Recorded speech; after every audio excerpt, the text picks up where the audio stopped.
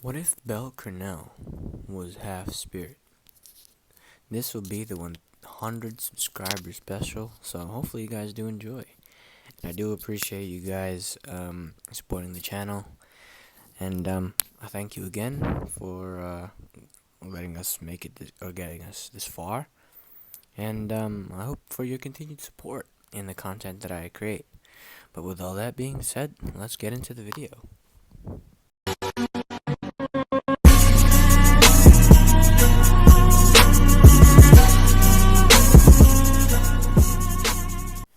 This incredible story would date back many millennia ago, back in the time of Zeus and Hera, the once considered strongest familias in the whole world. Zeus would have had many women in his time, especially because he was a playboy, a bit of a scumbag, enemy of all women, floozy, and many other names that would describe his perverse tendencies and actions towards the opposite sex. But nonetheless, Zeus would find himself a woman he could settle down with. Side note though, some of this stuff that I'm gonna say is most definitely not canon to the actual story or manga, so, please take it with a grain of salt. But we continue. The woman he would settle down with was Alcmene, a beautiful black-haired maiden with a body that could rival a goddess. And she was saved by the Zeus Familia and saved by the Zeus Familia on one of their many travels and adventures. Zeus was starstruck. He was enchanted by her beauty and all her splendor that he proposed to Alcmene straight away. To everyone in the Zeus Familia, they thought he would get rejected and bawl his eyes out, but to their utter shock and bewilderment, she accepted, without even questioning why. Zeus would continue his adventures in the world, spreading his name and the name of his familia far and wide, as he would continue to save many lives and damsels, towns, and countries, leaving a very legendary legacy behind. But during his time and his travels, he would end up having a child with Alcmene. This child would be known or named Hercules. This child would be born with immeasurable talent, as he was a son of a god and a mortal. Though it wasn't a normal human, this human was kind of also blessed with their own special talents and skills, as some of those talents would be passed on to Hercules. As Hercules, well, he would later become a legendary hero alongside Argonaut and other legends alike. But of course, one thing cannot change in this family line. Just like his father, or his perverse father, he'd end up with many women himself, acting a bit like a fool, just like his father, as he didn't really understand the appeal of marriage, since he had so much fun having so many women and enjoying his time. He just couldn't give it up and be tied down to just one woman.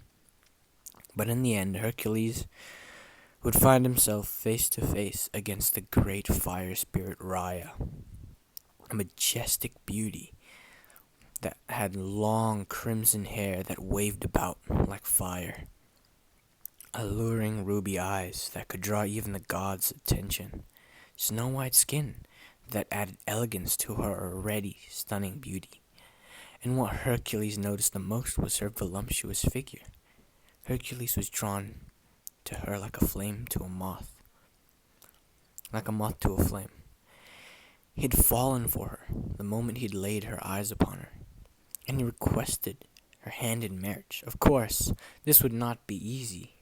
Just as his father requested marriage to Alcmene, though she may have accepted, Rhea would be quite different in this case. She is quite a fiery person, no pun intended, With her fiery personality and her strong will, she would refuse Hercules many times, but with patience, perseverance, and maybe a tad bit of desperation, he managed to marry Rhea by saving her from an enhanced monster during one of his adventures. After this development, their travels would continue, and in the end, a child would be born from this. This child would end up being known as Belle, as this child would be born incredibly gifted. The child would have snow white hair, which was a little confusing since both, well, Rhea and Hercules didn't have any sort of resemblance to that white hair. But as they looked closer, they could tell this child was theirs, as the ruby red eyes were most definitely from Rhea, as she'd smiled, looking upon the face of her child. As Hercules would stare upon this child, he could tell that there was divine but yet mortal blood within this child, and could tell that that must have been his. And some of the facial features that this boy had resembled that of Rhea and himself mixed into one. So he wasn't worried about this child not being his own, as Belle would be a little infant. It was incredible, as, well, they'd present their child to Zeus, as Zeus would smile at the thought of his grandson, or smile at seeing his very own grandson. He was happy. He was content. It was all that he could ever ask for. As, well, of course, side note, this is way before the time that Belle would enter Orario, since this is millennia ago, so, this might not be very canonical, so please take it with a grain of salt. But anyways, we continue. As Belle would end up having a family here, as it was incredible. The time of peace, well, not really as peaceful as it should have been, but it was peaceful enough. But peace doesn't always last, as, well, Zeus and the Hera Familia would end up taking a quest. This quest would be of most importance, as this was taking down the three mythical beasts, or the three monsters that could cause most definite chaos and could probably destroy the world. Taking down these monsters were like the most important thing they could do right now, as Hera and the Zeus Familia would end up doing so, or at least taking down two of them. But when they were preparing to take down the final one, the one-eyed black dragon, well, problems would arise, as, well, all of a sudden, everything turned to ash. Everything was just gone. The Zeus Familia and the Hera Familia would be wiped out. The one-eyed black dragon would decimate them. And in the process, the one-eyed black dragon would end up taking a spirit, not Rhea, but someone Rhea knew very well, Arya, taking her away. She didn't know why, or what the purpose of this was, but the spirit was gone, as Rhea herself was fleeting away, as she had suffered a grievous injury and would most likely pass on into the next life. As Hercules himself had perished during battle, Rhea was left alone, and she is barely even alive at this current moment in time. But all she could wish for was for Zeus to keep her child safe, as that was the literal only thing she could ever want in this current moment in time. As she made her wishes, though Zeus hadn't heard of this himself, he knew what the wishes of the mother and father were. Deep in his heart, he knew that he would take care of this boy, no matter what would ever happen. As now, Rhea would pass on, as, well, let's say we hit a bit of a time skip. I don't exactly know how. I'm gonna be completely honest. This is a little side note from me. I'm gonna be completely honest. If Arya is what you might call it, Eyes' mother, and was in the time of Zeus and Hera, I'm not completely sure how she's able to make it all the way to the time of Bel. But same for Bel, because he's also Zeus's grandson, so I'm not sure how that works. But we're gonna use a bit of plot convenience here. Let's just say that, because I'm not quite sure how that's possible. But we continue. As Bel would now be growing up with his grandfather. In a small village in the mountains, as Bel would grow up with his grandfather would tell him many incredible stories of heroes and adventures and travels, the pleasure of money, women, fame, but most of all, being a hero. That was one thing that was embedded to him by his grandfather, to be a hero, to be a man not really of justice, but a man that would save a damsel in distress if need be. That is what Zeus, ingrained into Bel, as Bel would be happy with his grandfather. Him and his grandfather have grown so close throughout the years, as Bel and his grandfather had grown close throughout all these years, and Bel could never leave his grandfather, and Zeus knew that himself. But Zeus would end up giving Bel a bit of advice that once he passed on or was gone, that he should move out and probably go to Orario to actually fulfill his dreams and goals, to become an adventurer, to become a hero.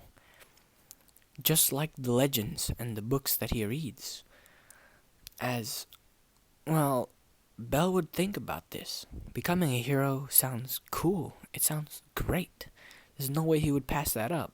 But he would never leave his grandfather all alone out here, because loneliness was something he was a little bit afraid of, as that was the only thing keeping him here in this small little village in the mountains, keeping him from reaching for the skies, as Bel as Zeus himself would know that. So on a specific or rather peculiar hunting trip, Zeus would end up dying, or quote-unquote dying on a hunting trip that included monsters. As the hunters of the village would inform Bel, they would tell him that the reason he passed on was because he was saving someone from getting attacked by a goblin. As he was injured himself, he jumped in the way and protected them, taking the goblin down a cliff with him. As Bel, hearing this, would drop to his knees and cry. He didn't know what else to do. His grandfather, his support, a pillar in his life, the only one he had in his life, the only family he'd ever known, was gone. He cried for weeks on end, but he knew he couldn't stay down. As he would get back up and basically decide to fulfill the dream him and his grandpa had together. He wanted to head to Orario, as he would basically prepare himself, as he would grab his many items and belongings, just as much as he could carry, like a change of clothes, maybe a few weapons that he might have, like a sword, let's say a knife or a sword, like a little short sword, and a little knife. Bel would bring his, knives or weaponry, anything that he would really need, and a bit of money that he and his grandfather had saved up over the years, as he would say his goodbyes to the people of the village, since they have also been there for him. And the leader of the village would tell him that he would be welcome to come by anytime that he wishes, as he is always welcome there. This this made Belle feel very welcomed, very appreciated, as he would thank them and tell them that he would be back to visit when he became, well, an adventurer or maybe a hero. As the leader of the village would smile at him, telling him that, well, he would be waiting for the day that Belle would, come back. As they said their goodbyes, Belle would leave, and his journey to Orario would be a bit of an ordinary one, as it would take around at least 2 or 3 weeks to get there. And when he finally made his way there, he'd be quite surprised at the sight in front of him. He wasn't expecting such extravagant looking city, as the walls of Orario were so tall, so wide, that a giant couldn't even leap over it. It was a beautiful sight to behold. It was a spectacle. As Belle would enter through the front gates, he would be inspected, but it wouldn't be a very thorough inspection, as Belle would have initially thought. It was more of like an identity check and your plans and businesses that you would be doing in Orario, and that was basically it. No other information was necessary, as Belle would pay the entrance fee and would enter the city and would decide to look around a bit. This city was massive. It was beautiful. There were so many people, so many things that he has never seen before. There were beautiful women, handsome fellows. There were dwarves, elves, and many other creatures and people that in his own village weren't normal. But that didn't mean he didn't appreciate it at all. He liked the diversity. The diversity was special. It was like peace was like the only thing around. As he observed and continued to walk through the city, he would just feel like he was in a paradise, a place that he'd never ever experienced before, other than a place with his grandfather. As he just continued to walk around, he ended up finding himself in front of a tall or a rather large building. As he looked at the building, he read the writing, and it seems to have said the guild. As Belle would decide that maybe the guild is where he could sign up to be an adventurer. So he would decide to enter it. As when he entered, there would be a brown-haired elf or half-elf at the counter, basically dealing with some, adventurers. But as she turns away to face the new face that just entered, she would see that he was new to this place, since she had never seen him before. So she would, ask the boy to come meet her at the counter, gesturing for him to make his way over. As he would do so, Belle would introduce himself, saying, "Hi, I'm Belle Cranel. Nice to meet you." As Aina would introduce herself as well, saying her name is Aina Tool, and that she is an advisor here in the guild, and would provide any information about the dungeon that any rookies or any adventurer would like. And Belle would like that, as he would ask Aina if she could give him some, advice on what to do, since he's really new to Orario. He hasn't been here before, and this is his very first day. So, they had a little chat for a while, and then Belle got to the topic of him becoming an adventurer. He would ask Aina if he would be allowed to become an adventurer, as Aina would smile at him, telling him that, yes, it is a possibility, but he'd have to be in a familia. And seeing as it was his first day, she assumed that he hadn't found a familia just yet. As she was right. Belle hadn't found himself a familia yet. As, Aina would feel a little bit sorry for him, but would decide to give him a map of the city so he wouldn't get lost, and all the housing of every familia that, she knew that was, recruiting for new adventurers. As she handed him those items, she would wish him luck and to make it back to her as soon as possible. As Belle would nod towards her, as he would leave the guild and roam around the city for a while, as he would basically just try and find a familia that would accept him and allow him to be an adventurer. But as he looks and looks and searches for a familia that would take him in, none of them accepted him. Their main reasoning was he was too young. He was weak. He was brittle. He wasn't suited to be an adventurer, they all tell him, as Bell would be demoralized by this. But he tried to keep his head up, remembering what positive things his grandfather would used to tell him, as his grandfather would always tell him that just because things don't go your way at first doesn't mean you should give up. You should be persistent, determined, and try your best. And because that's what a real hero would do. As Bell would take those words to heart and basically try and continue his search for a familia. But then again, he was kicked out. Kicked out into an alleyway. He was told that come back when he, had some worth to him, that had worth or value to him, as he was kicked out onto the street. But this moment is when Bell would have found himself a goddess, as a short black-haired goddess with pigtails would show up. As Belle would look up towards her, she would smile down at him, and then a beam of light from the sky, as if someone had been watching over him, was telling him or showing him a sign, as this goddess would raise her hand towards Belle, telling him that if he was searching for a familia, then he should join hers, the Hestia familia, as Belle would take her hand and accept her offer, becoming the very first member of the Hestia familia, as Hestia would be quite happy at the fact that she finally had her first ever familia member, as she would take him to the abandoned church at where she lived, and this was currently her familia home.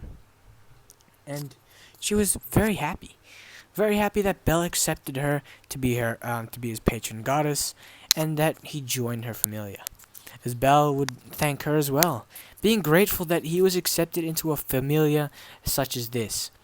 And so, with that, Belle would end up becoming an adventurer, meeting up with Ina later that day.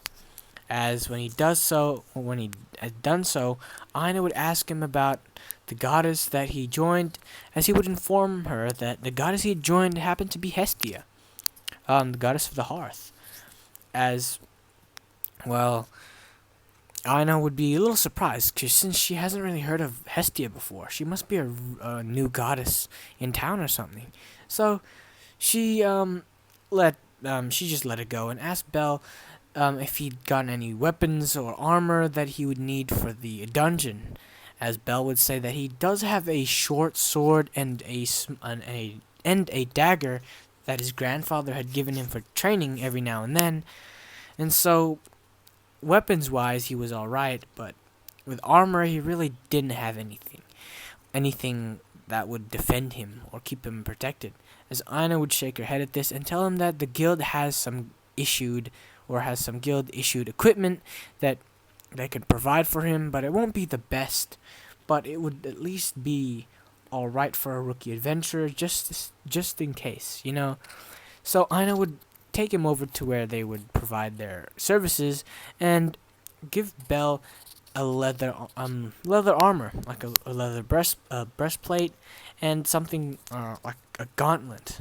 leather gauntlets, and a few other attachments for him, as they won't be heavy and would be just light enough, and I guess they were for the first few floors, as this armor really wasn't suited for those who would go down deeper.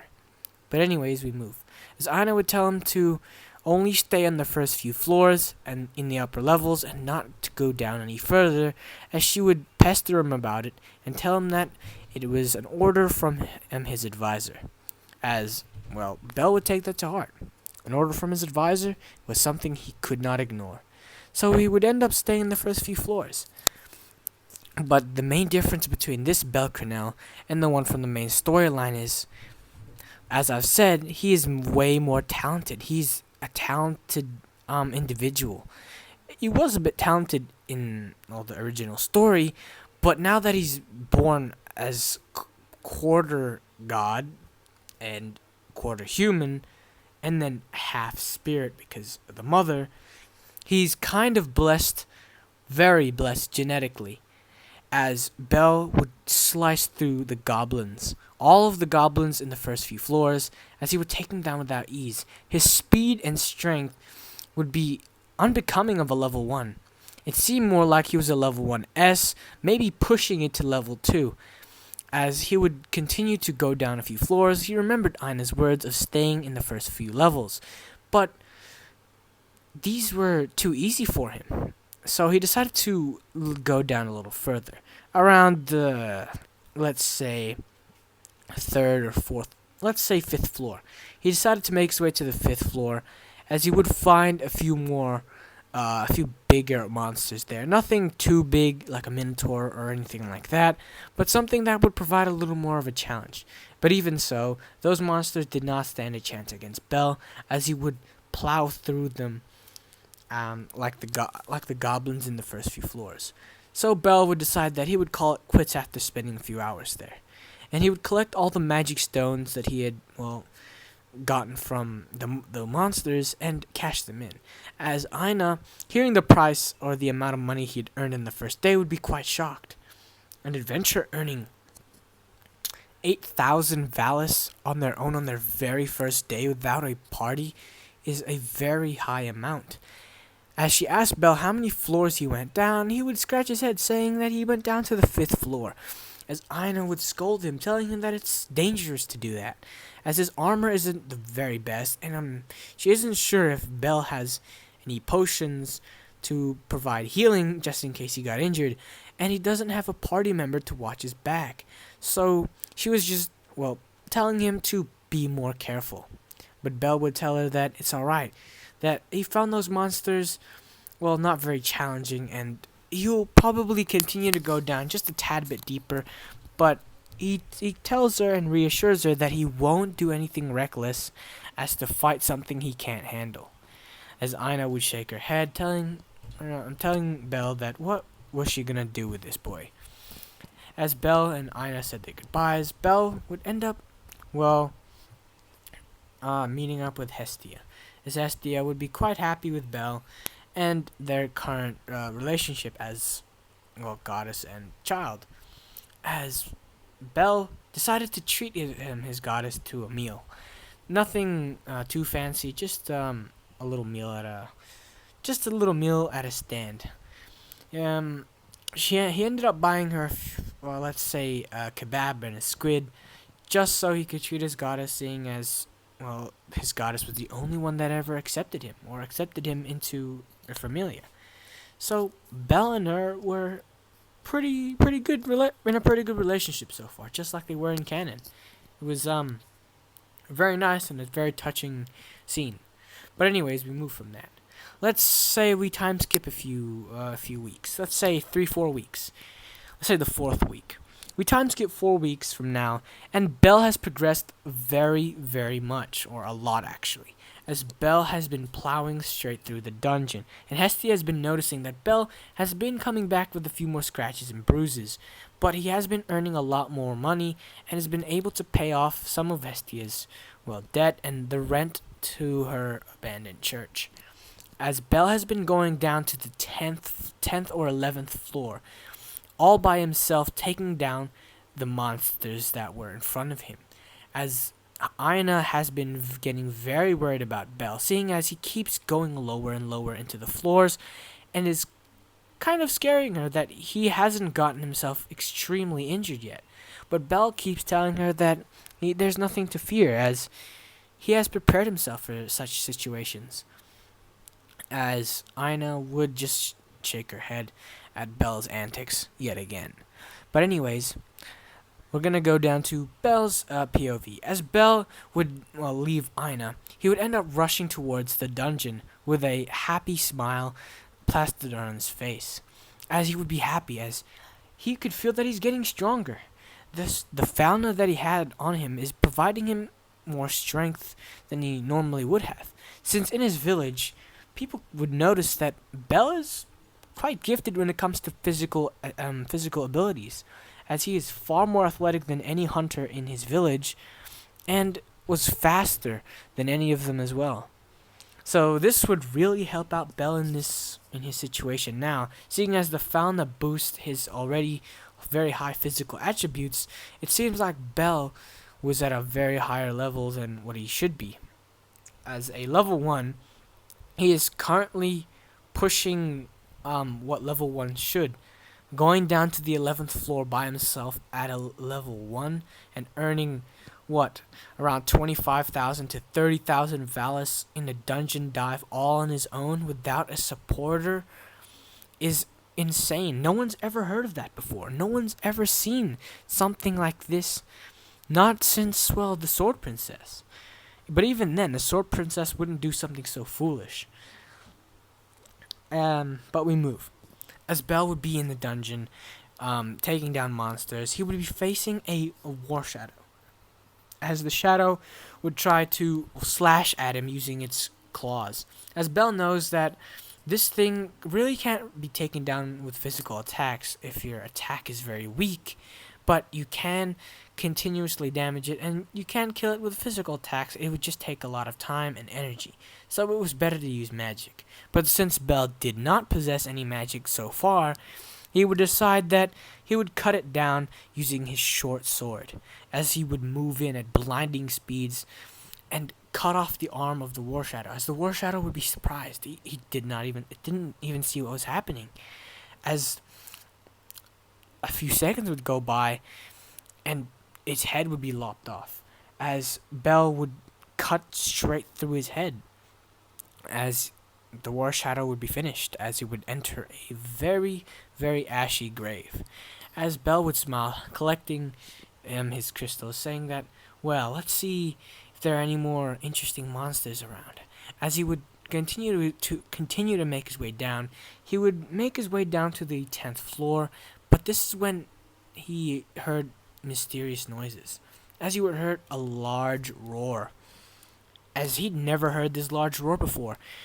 Even though he's made his way to the 10th floor and fought a lot of, well, orcs and imps and things of that nature, he'd never heard a roar quite like this one. He thought it would be a dragon that would spawn here in this 10th floor every now and then, but it wasn't.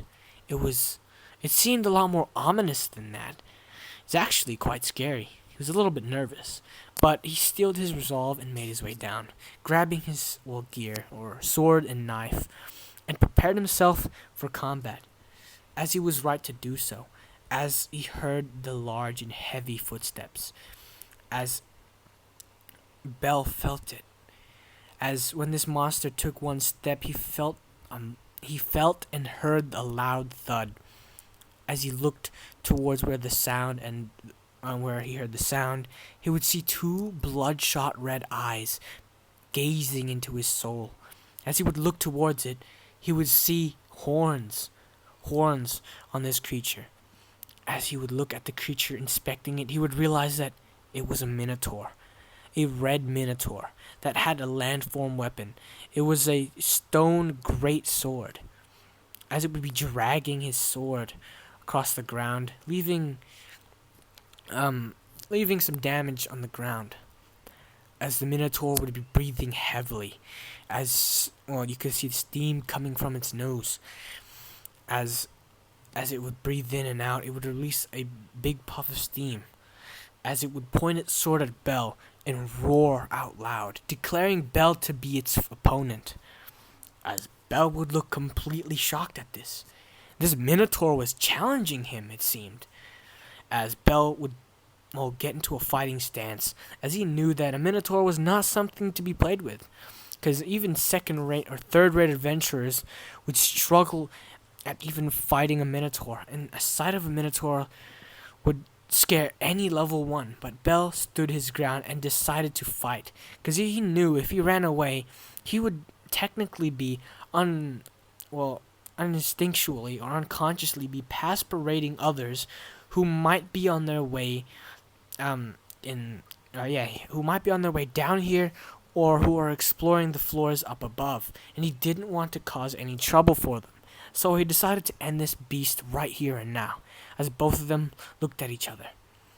As a branch fell from a tree, that was their signal. As it touched or landed on the ground, the impact the impact of the branch landing on the ground was their signal. As they bolted forward, both of them rushing with their weapons, as Bell and the Minotaur would clash at each other. As Bell's sword would basically collide with the Minotaur's stone sword, as it would make a large shock wave. As Bell would be shocked, this monster is pushing him back. No monster from any of the floors before was able to do this to him. But this monster was. It was a strong beast. Something he'd never seen before. Or even faced. But now he's facing it. He sees that it might have been foolish for him to go down this far without help, as this monster pushed him back, overpowering Bell, as Bell would do a backflip to make sure that he would regain his balance. Landing on his feet, he would see the Minotaur readying his sword, cutting at a horizontal angle, trying to lob Bell's head off. As Bell would duck under this, he would charge forward, diving in, seeing an opening that the Minotaur gave him, as he would try to use his dagger and stab into the Minotaur's side that was open. He would, land the attack, but it would not penetrate, as the blade would shatter on impact, as he would be shocked, as his eyes would widen open, as he would look towards the Minotaur, as he would backhand Bell away, not with the sword, but just backhand him away with his right hand, as Bell would be sent flying into a tree, as the tree would break upon impact, as Bell would cough out some blood, as he would look up towards the Minotaur, who would slowly walk towards him with a cocky and evil smirk, as the Minotaur seemed like he was having fun, and it seemed like it was, looking down on Bell, thinking that he had already lost the fight, and that Bell would be his prey. As Bell, seeing that look on the Minotaur's face, would get angry. He would be furious, as he would pick up his weapon and get into a battle stance. As he tisked, he's like, and then he would say, "I'm not gonna let you win. Not today, pal. You're gonna lose, and you're gonna feel my wrath." As Bell would charge forward yelling a battle cry, as he would attack the Minotaur consecutively, as his attacks would become faster and faster, as the Minotaur would be struggling to block his attacks, as Bell would be pushing him back, as the Minotaur would be blocking. The Minotaur would, try to counterattack using his horns. But as he tried to do so, Bell would land an attack, but it would miss the Minotaur, not entirely, but would land on its horns. Though the horn usually would withstand the attack and maybe even blow someone back, Bell's attack was sharp and thorough, as his attack would cut the Minotaur's horn right off, as the Minotaur would roar, trying to swat Bell away, as he would back away, as the Minotaur would drop its weapon, getting ready to use its last horn and trying to impale it into Bell's chest, as Bell would get ready for the final attack, as he would charge forward, dodging the Minotaur's horn and landing a brutal strike. His sword would pierce straight through the neck of the Minotaur, as he would drag it down into its abdominal section. I don't think I said that right. Abdominal. I apologize. Abdomen. I'm just gonna say abdomen because I think I'm stuttering on my words. I do apologize for that. But straight, he would drag his sword straight to its abdomen, as Bell would pull out his sword, as the Minotaur's blood would spurt out everywhere, as some of it would land on Bell.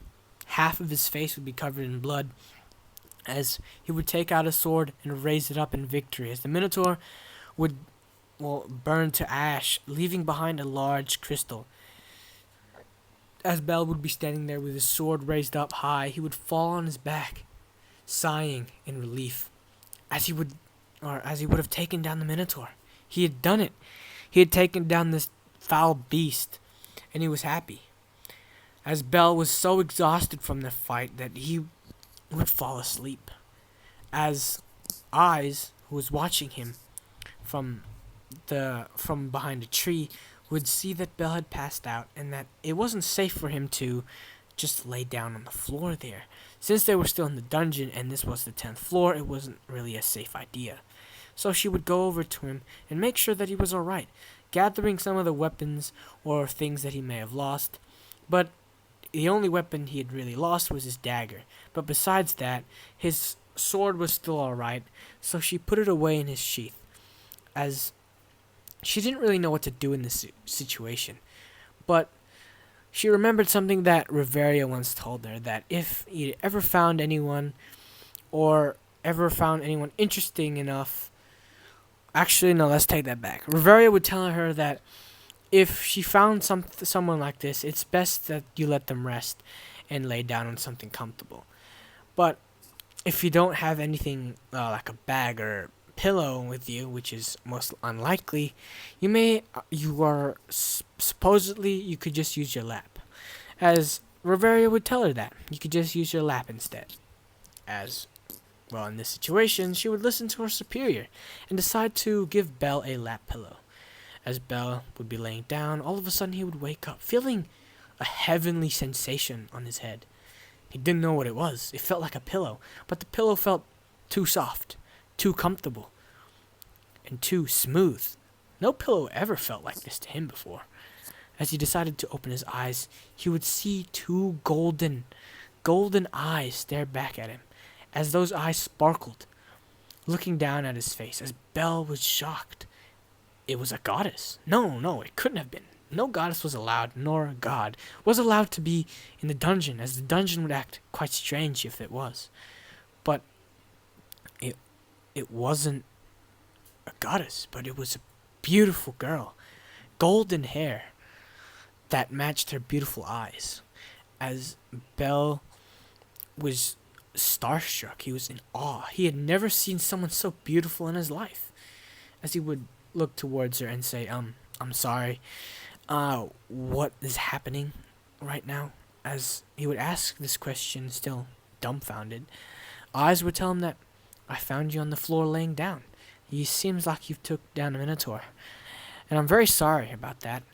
It was kind of my Familia's fault that Minotaur escaped from the lower floors. I do apologize for that. As she apologized to him, Belle would shake his head, telling her that it was alright, and that he was able to handle it anyways, and he just didn't want to take it back up any higher than it already was, seeing as he might accidentally pass parade another unsuspecting party. As eyes would nod at this, thinking that Belle's judgment was spot on. As eyes and Belle would say like this for a few more moments before some of the low-key Familia would start popping up. As Belle would notice them, he decided to get up from her lap, telling her thanks for, the comfortable pillow, as he would scratch his head and kind of blush a little at saying that. His eyes would smile, or give a light smile, telling him that it's alright, and that he shouldn't really sleep in the dungeon like this so openly. If he was going to sleep, he should find a better spot to do so. As Belle would nod at such advice and say thanks to her, telling him that maybe he should treat her to a meal sometime. As he decided to leave and head out and go back to meet with this goddess. As eyes, looking at the back of this boy, would see something familiar, as when Belle would walk away, she would remember something from her past that she hasn't really remembered in a long while, since her memories of her past were quite blurry. She couldn't really quite remember the name of her father, but she could remember the name of her mother. But other than that, she would only remember a few things, only a few clips and bits of her past with their parents. But this one little bit of information sent a little bit of a chill down her spine, as when she looked at the boy's back, she would reminisce of a similar looking fellow that was in her life way back when. As she would remember a small little boy that would play with her in the yard. Yes, she would remember it. It wasn't quite vivid, but it was clear enough that she could see white hair. She just couldn't make out the face, though. The face looked familiar, but also not at the same time. It was a strange occurrence for eyes, as she could swear that boy was the exact one from what her memories were depicting. But she couldn't act on it and decided to let it go for now, as Bell himself would be scratching his chin, thinking about the girl he just met. She was quite beautiful, and was most likely the most beautiful girl he had ever seen in his life. But even so, it feels like he's seen this girl somewhere in his life before. He doesn't know when, but it just feels awfully familiar. Like they've known each other for so long that they could talk to each other like that. But that couldn't be further from the truth, right?